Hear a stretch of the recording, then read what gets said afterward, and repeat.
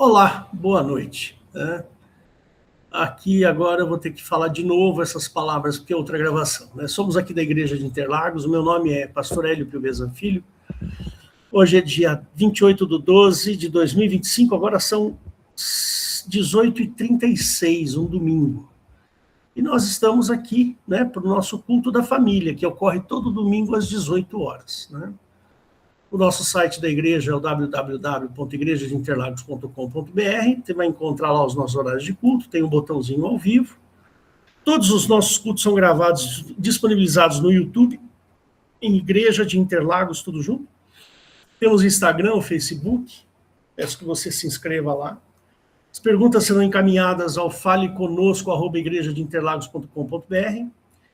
E você pode encontrar o meu WhatsApp lá também no site da igreja. Peço que você comente, curta e compartilhe e diga de que lugar que você está nos assistindo. Assim as nossas gravações alcançarão relevância no YouTube. Inscreva-se também no canal, assine o botãozinho das notificações. Sempre que tiver um vídeo novo, você vai ser notificado. Tá bom?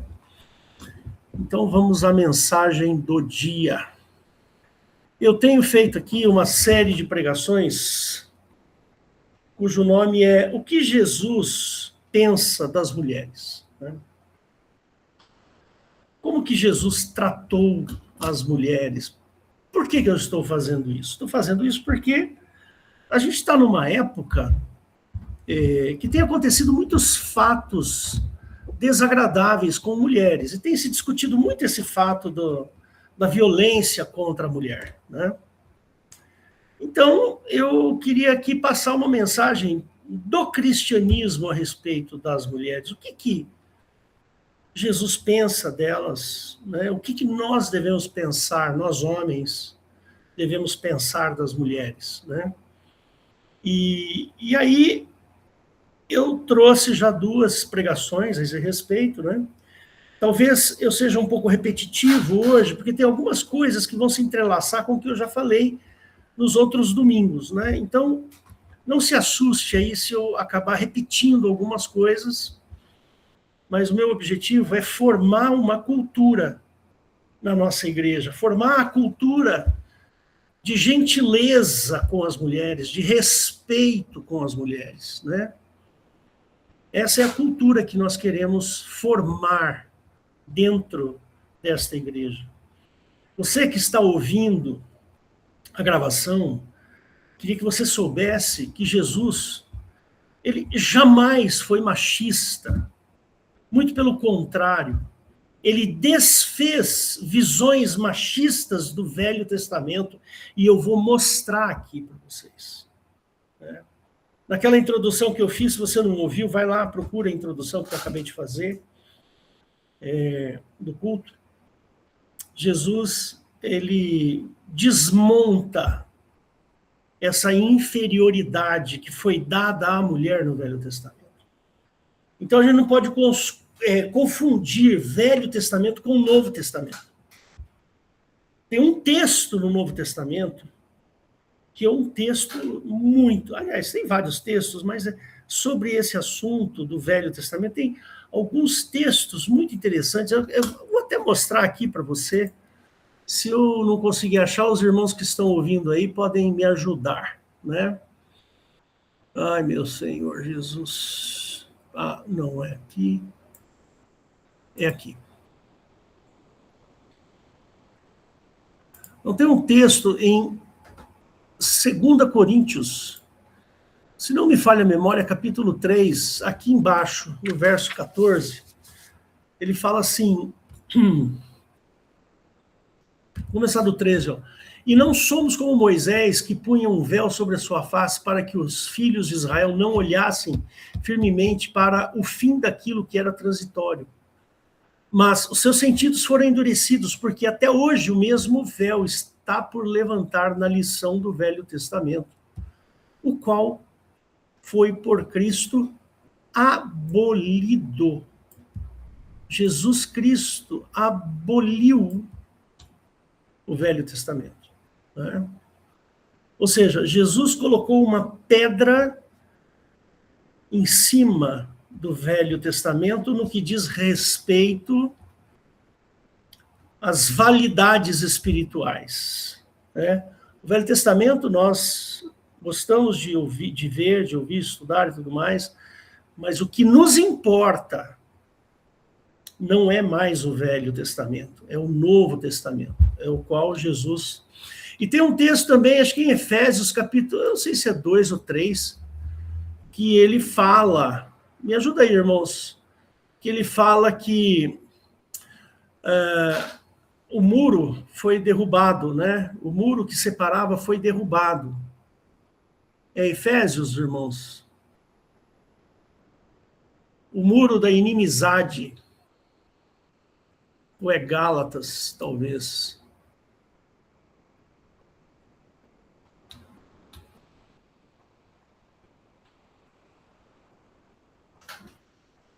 Ah, Senhor, só pegando a minha Bíblia física para achar, né? Deixa eu pegar a minha Bíblia física, que eu não sei onde está. Ah, tá ali, peraí.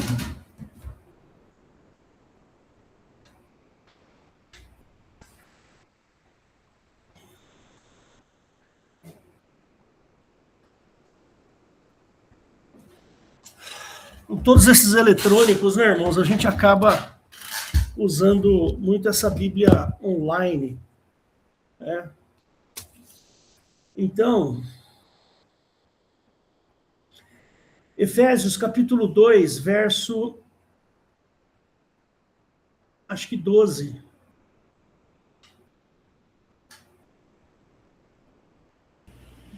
É por ali mesmo, pastor Hélio. Não sei se é o 14, Efésios 2, 14. Obrigado, Valdo. Efésios 2, 14.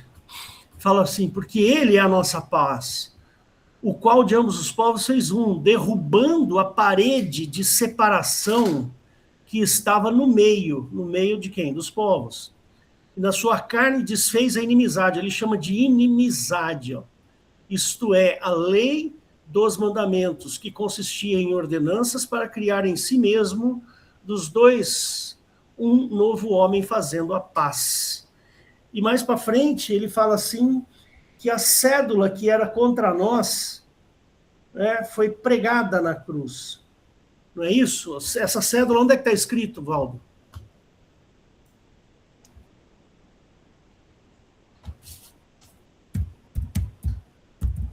É fácil aqui de achar, peraí. E parece ser Colossenses. Eu acho que é Colossenses. Deixa eu achar aqui.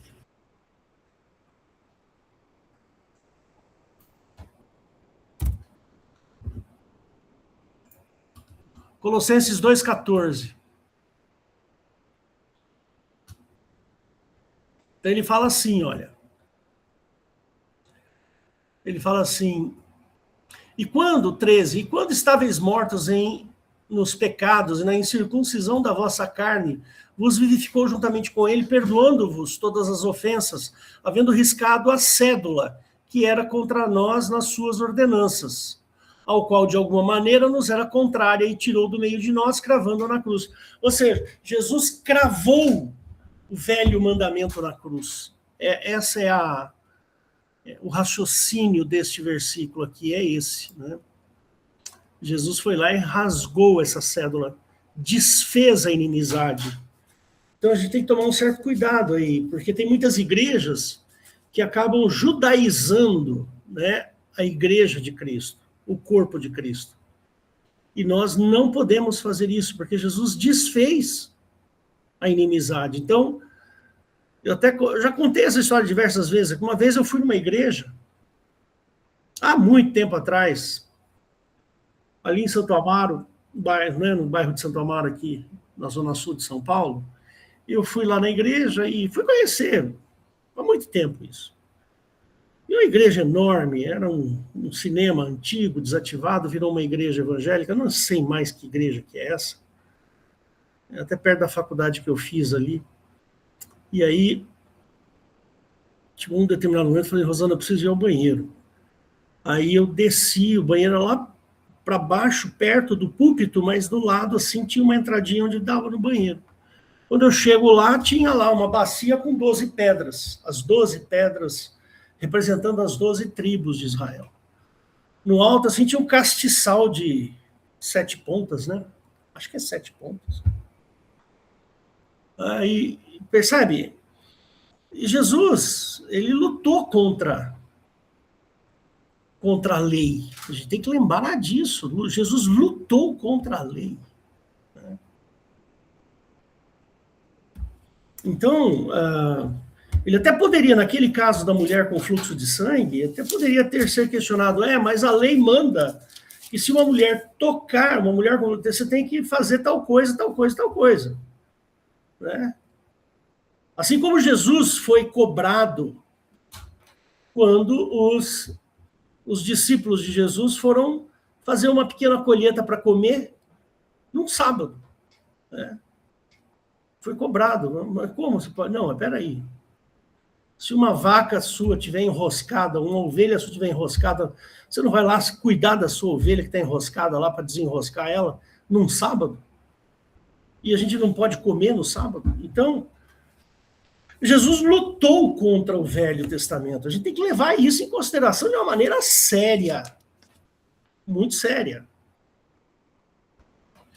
Por que Jesus foi curar a filha de Jairo? Uma mulher, o que é uma mulher no Velho Testamento? Uma mulher não é nada no Velho Testamento. No Velho Testamento, a mulher não tem valor nenhum. A mulher no Velho Testamento era prêmio pela valentia de um amigo. Olha, quem vencer tal exército, assim, eu vou dar minha filha como prêmio. Daqui a pouco a gente vai ler esse texto, se der tempo. E assim vai. No Velho Testamento, a mulher não tinha valor nenhum. O único valor da mulher era dar prazer ao homem e filhos. Né? Era esse o objetivo da mulher. Filhos. Não importa. Então, tinha, sim, esse desprezo pelas mulheres. Né? Olha como Jesus foi sábio, amoroso. Quando ele estava na cruz, pregado na cruz, ele chamou o discípulo e falou assim, Maria, agora esse é o teu filho. Agora essa é sua mãe. Ou seja, Jesus estava falando assim, eu vou embora, eu vou morrer, mas você vai cuidar da minha mãe. Lembra desse texto? Então, veja, eu queria aqui levar em consideração alguns aspectos, né? A Rosana estava conversando comigo hoje, estava falando sobre esse assunto, né? A mulher, em termos de direitos civis, os direitos civis da mulher estão garantidos na nossa Constituição, na nossa sociedade. A mulher tem direito a voto, ela tem um monte de direitos que nós, homens, também temos. Somos todos iguais perante a lei, é o que diz a Constituição brasileira. Só que existe uma diferença entre a mulher e o homem, uma diferença anatômica. Né? O gene do homem é diferente do gene da mulher. Né? Os hormônios que correm nas veias dos homens são diferentes dos hormônios que correm nas veias das mulheres. Né? Um homem não consegue, estou dizendo homem da genética XY. O homem, ou seja, o ser humano da genética XY, ele não consegue engravidar. Não é? O ser humano da genética XX consegue. Então, veja só, a gente precisa tomar um certo cuidado quando vai falar sobre esse assunto, né? Porque hoje está um policialesco, existe um policiamento muito grande sobre isso, né? As pessoas estão esperando você cometer um erro para te acusar. É assim que funciona. Né? Você cometeu um erro de julgamento e tal, eles vão lá e te acusam e você é culpado e você acaba tomando um processo na ideia, né? Mas a mulher, veja, quando eu falo mulher aqui, gente, eu não estou desprezando o homem trans, a mulher trans, não é isso. Estou falando de reprodução humana, né? Falando da reprodução humana. Então, a mulher, quando tem um filho, ela fica 4 meses em casa, de licença maternidade. Eu critico isso, muito pelo contrário, tinha que ser 6 meses, na minha opinião. O homem não. Mas por que a mulher fica 4 meses em casa cuidando do bebê? Porque são os momentos mais críticos, o momento da amamentação. Eu tive 3 filhos e eu sei o quanto uma mulher sofre para amamentar. Os primeiros dias da amamentação é um negócio complicado pra caramba. Tem que respirar, a mulher, até a Rosana falar, respira fundo, fecha os olhos e vai embora. Depois que acostuma, né, que o bebê pega direito o peito da mulher e vai embora, e é até prazeroso para ela. Mas os primeiros dias é terrível, é difícil. Tem mulher que tem problema de mastite, infecciona, e, nossa, a Eliette aí, ela não pode nos atender agora, deve estar assistindo o culto no carro, porque ela está em trânsito de viagem, né? Mas a Eliette, ela pode falar sobre isso, porque ela é médica e conhece bem esse assunto. Então, para você amamentar, os primeiros dias, não é fácil, é difícil. Eu lembro da Rosana, ela sofria, doía, diz que queimava o bico do peito. Além do que, a insegurança da saúde da criança. Quem é que mais sofre com essa insegurança? Será que a criança está respirando? Aí você acorda de madrugada para ver se a criança está respirando. Aqui em casa era assim. A Rosana acordava, me cutucava e eu é que ia ver. Estava tudo bem. Foi um combinado nosso. Falei, Rosana, você vai descansar. Eu não tive filhos, eu não pari. Você pariu. Então, você me acorda. Se você sentir alguma coisa do bebê, você me acorda, eu vou lá cuidar do bebê. E você volta a dormir. Sempre fizemos assim. Né? Ora, por que tem que ser ela que tem que ver? Se eu posso fazer isso e poupar a minha esposa para que ela possa descansar, né? Quem está cuidando do bebê o dia inteiro é ela. Quem sabe das necessidades. Era muito engraçado, sabe por quê? Porque era assim, ela amamentou bem os nossos bebês, né? E era engraçado porque quando o bebê sentia fome e precisava mamar, o bico dela vazava leite.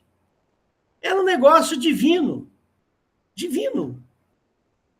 É um ajuste hormonal impressionante, uma coisa maravilhosa. Então o bebê começava a chorar, o peito começava a vazar.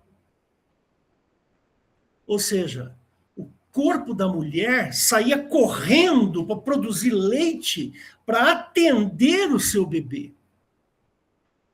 Eu confesso para vocês, eu nunca amamentei um bebê. Eu não tenho condições aqui, ó. Não dá. Nunca vou sentir isso. Eu nunca senti isso. Isso é um privilégio da Rosana, da minha esposa. Então, a mulher, irmãos, ela tem uma diferença anatômica. E essa diferença anatômica, ela é importante nas nossas relações em sociedade. Então, uma mulher tem que ficar em casa 3 ou 4 meses para cuidar do bebê nos primeiros meses de vida, até o bebê ganhar um pouquinho de autonomia. O homem não fica em casa. Tá certo? Não precisa. O homem não precisa ficar. A mulher, ela se aposenta com 5 anos de antecedência. E eu achei que até ser mais, porque dentro de um lar saudável, a mulher acaba assumindo responsabilidades a mais. Eu, como marido, tenho 36, acho que vou para 37 anos de casado, Eu sempre procurei aliviar o máximo possível, porque eu sei que a Rosana assume as responsabilidades da casa. Isso é da natureza da Rosana, percebe? Então, eu auxilio no máximo que eu posso. Rosana, deixa a cozinha comigo. Eu entro na cozinha, eu que faço tudo na cozinha. Se eu tiver que ir lá lavar roupa, eu não consigo, eu não sei lavar roupa. Percebe? Eu não sei limpar um banheiro, até poderia aprender, mas a gente acabou dividindo essas tarefas desse jeito. Né? Então, a mulher, pelo fato dela acabar assumindo mais responsabilidades dentro do lar, ela tem que realmente aposentar mais cedo, porque ela tem dupla jornada de trabalho. Percebe? Ela trabalha em casa, ela cuida das coisas da casa. Então, é justo, é muito justo que ela continue. Eu acho, me desculpa, irmãos, estou falando uma coisa que eu acho aqui de coração, né? Eu acho que no futuro as mulheres vão perder esse direito. Porque o feminismo briga tanto por igualdade que, então vocês querem ser iguais, então tá aqui, vocês vão aposentar, ao invés de 30 anos de trabalho, vai aposentar com 35. Minha folhinha caiu. Ah, não, tá aqui. Vocês vão aposentar com 35. Percebe? Por causa dessas brigas, dessas lutas desnecessárias. Sim, temos que ter leis, porque tem pessoas que não entendem isso, tem pessoas que são ruins, são pessoas mal intencionadas, mas não é todo mundo que é mal intencionado, não. Uma família, pelo menos das que eu conheço, os seus maridos e esposas querem o bem um do outro. Eu não casei para brigar com a minha mulher, eu casei para viver uma vida de felicidade com ela, não de infelicidade. Né? Então, eu temo por causa disso. Né? O texto que eu quero ler é o texto da mulher samaritana. Eu vou colocar ele aqui para vocês, a gente vai ler um pedacinho, eu vou falar algumas coisas. Talvez não dê para eu falar tudo, sabe? Mas não tem problema.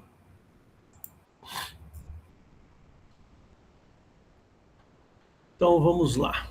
Deixa eu fechar uma janela aqui. Então, está lá em... Espera aí. João capítulo 4. Esse João capítulo 4 tem uma história aqui de uma mulher, né? Uma mulher samaritana. Uma mulher de Samaria. O que é Samaria? Samaria era um vilarejo que tinha lá, na época de Jesus. E Samaria era considerada inferior, porque os samaritanos, eles não faziam parte ali daquele pacto judaico, né? Então, na história, depois vocês podem até dar uma estudadinha sobre isso, eles eram rejeitados pelos judeus. E essa mulher, ela era uma mulher que era considerada uma prostituta. Por quê? Porque ela teve vários maridos, né? Vários homens com quem ela se relacionou. Então, essa mulher, ao meio-dia, né, que quando ele fala lá que a hora sexta é o meio-dia, tá? Que é o pior horário para se pegar água.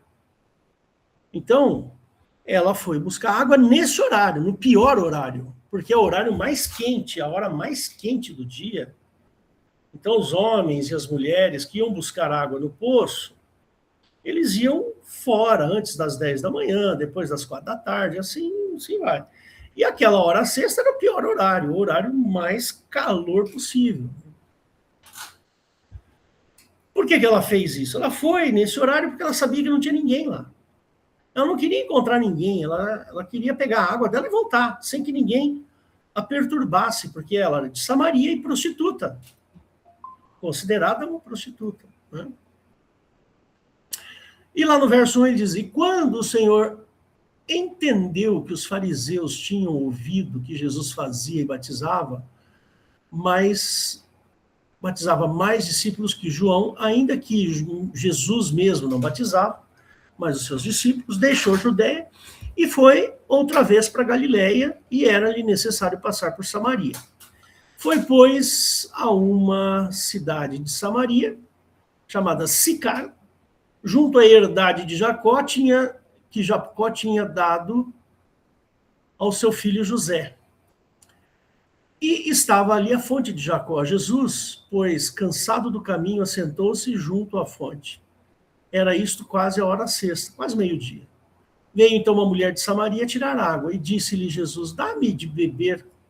Jesus provavelmente não tinha os instrumentos necessários para pegar a água da fonte. E a mulher tinha ido lá com esse objetivo, dá-me de beber. Porque os seus discípulos tinham ido à cidade comprar comida. Disse-lhe, pois, a mulher samaritana, como tu, judeu, me pedes de beber a mim, que sou mulher samaritana? Porque os judeus não se comunicam com os samaritanos.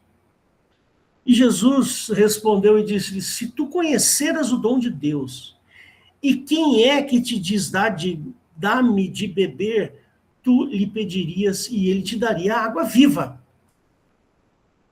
Então veja só essa atitude de Jesus. Primeiro, vamos considerar aqui duas coisas. A primeira coisa é que Jesus se dirigiu à mulher samaritana, coisa que os judeus não faziam.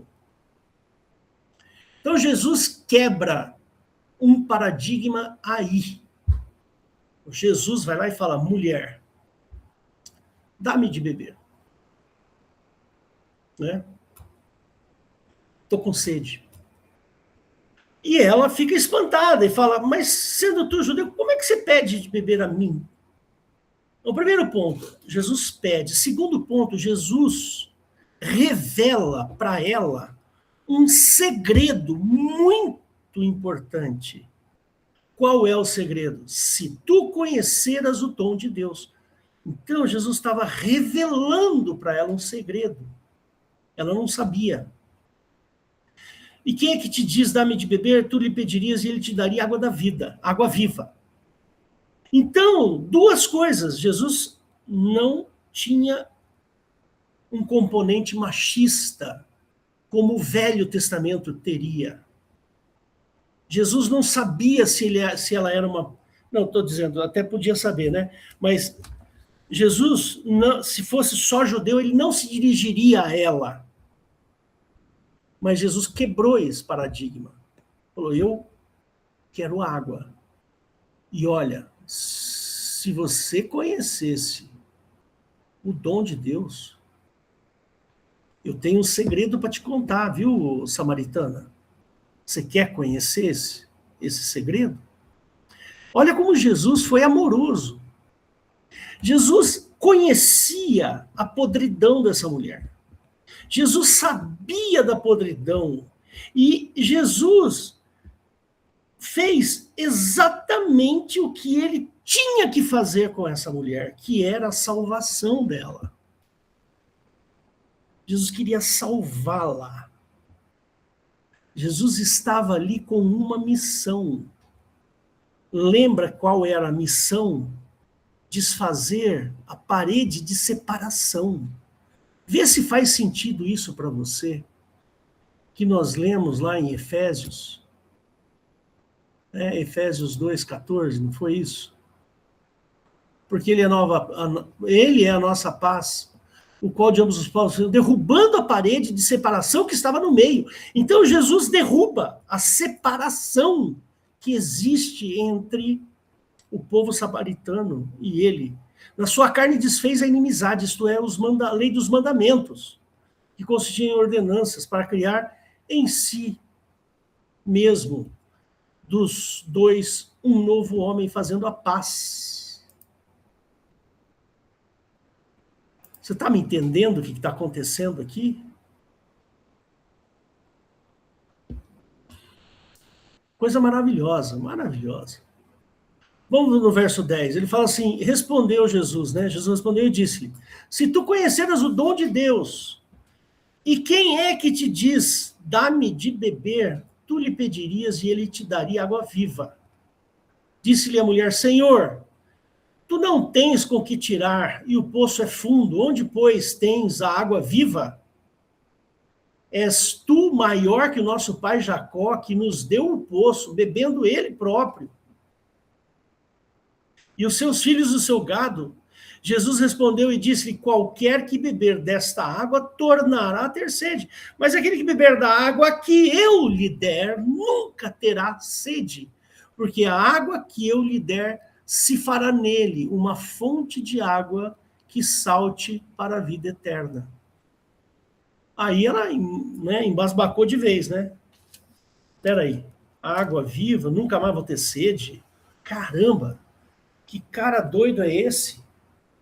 Esse é especial, esse sujeito é especial, porque ele está falando comigo, me prometendo e contando segredos.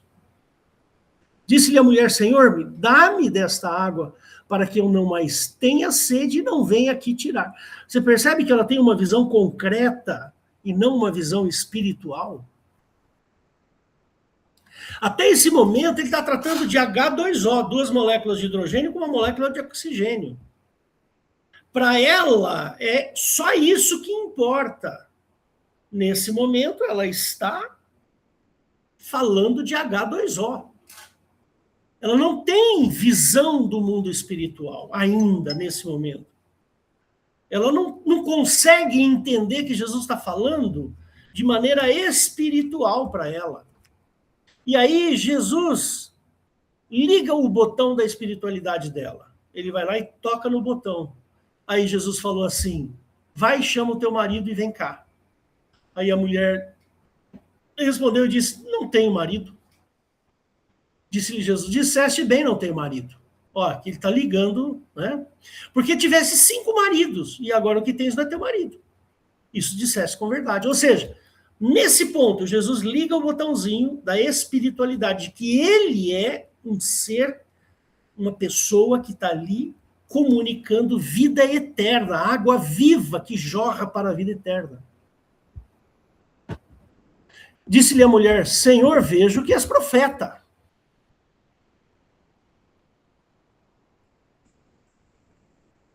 Nossos pais adoraram neste monte, e vós dizeis que é em Jerusalém o lugar onde se deve adorar. Disse-lhe Jesus: mulher, crê-me que a hora vem em que nem neste monte, nem em Jerusalém adorareis o Pai. Vós adorareis o que não sabeis. Vocês não sabem o que vocês estão adorando. Nós adoramos o que sabemos, porque a salvação vem do judeu. Mas a hora vem, e agora é, em que os verdadeiros adoradores adorarão o Pai em espírito e em verdade, porque o Pai procura tais que assim o adorem. Pumba! Agora sim, ela ligou o modo espiritual na cabeça dela. Nesse ponto, Jesus está falando de água H2O, mas ele está falando de água que gera vida eterna. Deus é espírito, importa que os adoradores o adorem em espírito e em verdade. Pronto, aí a mulher caiu, né? Como diz aqui, caiu a ficha. A mulher diz: sei que o Messias, que se chama o Cristo, vem, quando ele vier, nos anunciará tudo. E Jesus diz: eu o sou. Eu que falo contigo. Eu sou o cara. Eu sou o Cristo. E nisto vieram seus discípulos e maravilharam-se de que estivesse falando com uma mulher. Está vendo aí o espírito judaico? Então, nesse ponto, tem o espírito judeu na história aqui. Os discípulos falam: meu Deus do céu, que absurdo é esse? Jesus falando com uma mulher e ainda samaritana.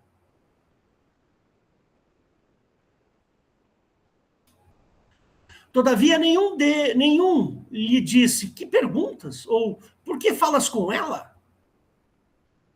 Olha o espírito machista judaico aqui. E Jesus vai lá e quebra esse espírito machista judaico aqui. Jesus vai lá e acaba com essa cultura machista. Então, meus irmãos, me desculpem falar, mas Eu falo com toda, assim, certeza do mundo. Jesus jamais desprezaria uma mulher que tivesse uma dor tão grande como esta. Deixou, pois, a mulher, o verso 28, o seu cântaro e foi à cidade e disse àqueles homens: vinde e vede um homem que me disse tudo quanto tenho feito, porventura não é este o Cristo? Saíram, pois, da cidade e foram ter com ele. E entrando os seus discípulos rogaram, dizendo: Rabi, come. Ele, porém, lhes disse: uma comida tenho para comer que vós não conheceis. Então os discípulos diziam uns aos outros: trouxe-lhe porventura alguém algo de comer? E Jesus disse-lhe: a minha comida é fazer a vontade daquele que me enviou e realizar a sua obra. Não dizeis vós que ainda há 4 meses até que venha a ceifa? E eis que eu vos digo: levantai os vossos olhos e vede as terras, que já estão brancas para a ceifa. E o que ceifa recebe galardão, e ajunta fruto para a vida eterna, para que, assim, o que semeia como o que ceifa, ambos regozijem. Porque nisto é verdadeiro o ditado, que um é o que semeia e o outro é o que ceifa. E assim vai.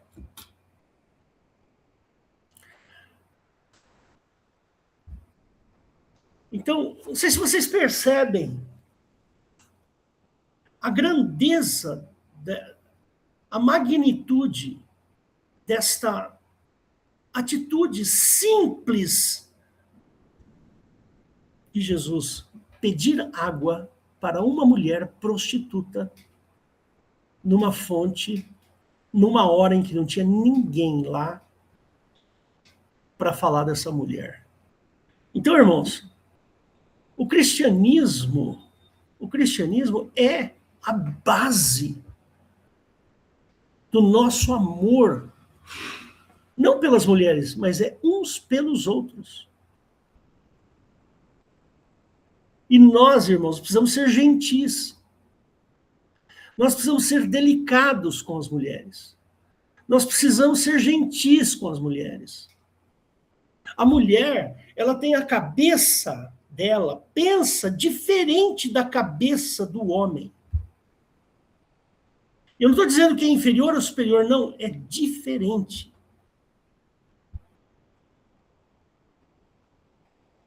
O homem é mais quieto por natureza, a mulher ela é mais falante por natureza. Isso é normal acontecer, é normal. Não tem nada de errado nisso. E nós, homens, temos que entender que a mulher não precisa falar, deixa ela falar. Está na natureza dela. E eu vou dizer uma coisa para você, tem sabedoria. Quando a Rosana fala, sai sabedoria da boca dela. E eu, como não sou bobo, eu aproveito para aprender com ela. Percebe? Irmãos, nós temos que ser gentis com as mulheres. A gentileza, ela é fundamental. Temos que ser gentis com os homens, sem dúvida alguma, com todo mundo, mas por causa dessa história de opressão machista até Jesus Cristo, por causa disso, nós temos que, a partir de Cristo, sermos gentis e amáveis com as mulheres.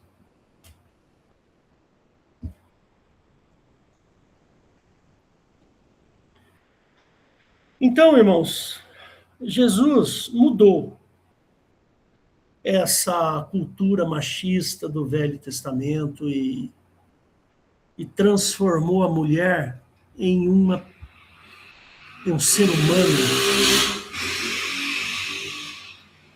igual. E eu vou dizer uma coisa para vocês, eu acho que a mulher é até melhor que o homem.